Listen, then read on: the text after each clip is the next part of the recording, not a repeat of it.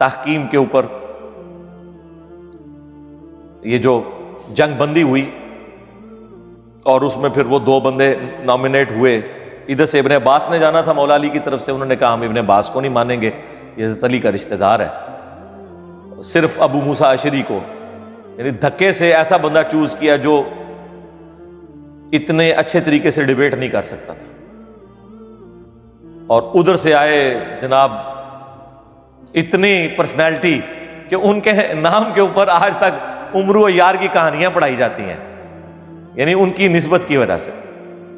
میں نے نہیں لکھی کہانیاں، میرے متھے نہ مار دینا. ہاں، عمرو ابن عاص رضی اللہ تعالیٰ عنہ، ہم تو نام احترام سے لیں گے، ظاہر ہے صحابی ہیں، صلح حدیبیہ کے بعد مسلمان ہوئے لیکن فتح مکہ سے پہلے مسلمان ہوئے ہیں، یہ بھی اور حضرت خالد بن ولید بھی. تو عمرو بن عاص وہ جب طے پایا اور فیصلہ یہ طے پایا کہ جناب دونوں کو کہتے ہیں سائڈ پہ ہو جاؤ، تو تیسرا بندہ کوئی خلیفہ چن لیتے ہیں. اندازہ کریں یہ کون سا فیصلہ طے پایا جا رہا تھا کہ ایک بندہ حق. یہ اسی طریقے سے ہے کہ کسی کے گھر میں چور گھس جائیں اور آپ جا کے یہ فیصلہ کرنا شروع کر دیں کہ ٹھیک ہے لڑنے کی ضرورت نہیں، دونوں آدھا آدھا مال کر لو، یا مالک بھی دستبردار ہو جائے، چور بھی دستبردار ہو جائے اور کسی تیسرے بندے کے حوالے کر دیتے ہیں یہ مکان. بھائی مولا علی کو تو انہی صاحب نے خلیفہ چنا تھا جنہوں نے ابو بکر عمر عثمان کو چنا ہوا تھا، بلکہ وہ جو 6 رکنی کمیٹی جو صحیح بخاری میں آتا ہے اس میں حضرت عثمان کے بعد تو حضرت علی اب باقی تھے. ان سے زیادہ کون خلافت کا حقدار تھا بعد میں حضرت عثمان کی شہادت کے بعد؟ تو یہ کوئی فیصلہ تھا جی عبداللہ بن عمر کو بنا دیں؟ یہ بھی بیچ میں ایک رائے آئی. اسی وجہ سے وہ صحیح بخاری میں 4108 ہے نا جو حضرت معاویہ نے خطبہ دیا تھا عبداللہ بن عمر کی طرف کنایا کرتے ہوئے، کون تم میں سے خلافت کے لیے خواہش رکھتا ہے، سینگ اٹھائے، میں اس کے باپ سے زیادہ خلافت کا حقدار ہوں. حضرت عمر کی نعوذ باللہ توہین کر دی. تو عبداللہ بن عمر کہتے ہیں بعد میں نے ارادہ کیا کہ میں اپنی گوٹ کھولوں، جو میں ایسے کر کے بیٹھا تھا احتبا کر کے دونوں گھٹنوں کو، اور میں کھڑے ہو کے اسے کہوں کہ معاویہ تجھ سے زیادہ خلافت کا حقدار وہ ہے جس نے تجھ سے اور تیرے باپ سے اسلام کی خاطر جنگیں کی ہوئی ہیں، یعنی عبداللہ بن عمر، کیونکہ غزوہ خندق کے چیپٹر میں یہ حدیث امام بخاری لے کے آیا ہے. یا حضرت علی کی طرف اشارہ ہے کہ تم باپ بیٹا تو کافر تھے، آج بعد میں مسلمان ہو کے کہہ رہے ہو کہ ہم عمر سے بھی زیادہ خلافت کے حقدار ہیں، کیونکہ انہوں نے کہا میں اس کے اور اس کے باپ سے زیادہ خلافت کا حقدار ہوں. تو ظاہر ہے جسے کہا اسی کو تکلیف ہوئی نا. انہوں نے بعد میں کہا میں نے ارادہ کیا لیکن پھر میں فتنے کے ڈر سے خاموش ہو گیا اور خون ریزی کے ڈر سے. پھر مجھے جنت کی نعمتیں یاد آ گئیں کہ ٹھیک ہے مر کے تو جنت میں ہی جانا ہے، دنیا میں کمپرومائز کر لیتے ہیں. اور وہ راوی حدیث جو تابعی ہے وہ کہتا ہے کہ عبداللہ بن عمر نے خاموش ہو کے اپنی عزت بھی بچا لی اور اپنی جان بھی بچا لی. یعنی ایک خال المومنین نے، جی عبداللہ بن عمر بھی تو خال المومنین ہے، مومنین کے ماموں نہیں ہیں، سیدہ حفصہ کے بھائی ہیں. اور اس بخاری کی حدیث میں حضرت حفصہ ہی ان کو بھیج رہی تھی کہ جاؤ بھائی معاویہ کا جا کے خطبہ سنو، ورنہ تمہاری غیر موجودگی کو کہیں تمہارے خلاف سازش کے طور پر ایکسیپٹ نہ کر لیا جائے. اور دوسرے خال المومنین حضرت ام حبیبہ کے بھائی حضرت معاویہ رضی اللہ تعالیٰ.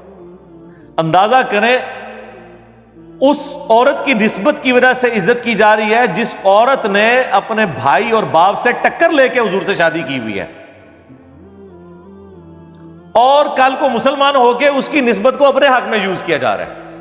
یعنی آپ پہلے مخالفت کریں کہ تم اس نبی پہ ایمان کیوں لائی ہو، اور کل کو جب آپ ایمان لے آئیں تو آپ کہیں کہ میں تو اس کا بھائی ہوں، میں تو اس کا باپ ہوں.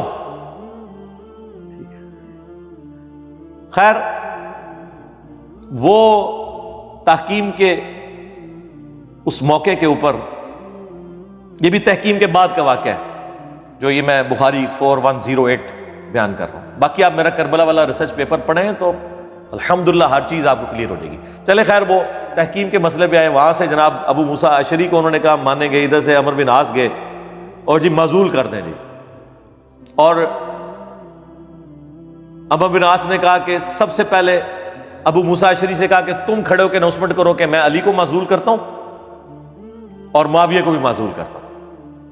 پھر میں کھڑے ہو کے اناؤنسمنٹ کروں گا کہ میں معاویہ کو معزول کرتا ہوں اور علی کو بھی کرتا ہوں، کوئی اور بندہ چنیں گے. لیکن رزلٹ کیا نکلا؟ ابو موسیٰ اشعری جو ہیں وہ تو ممبر پہ چڑھ کے انہوں نے یہ بات کر دی، ہمارے نزدیک تو بالکل غلط فیصلہ تھا۔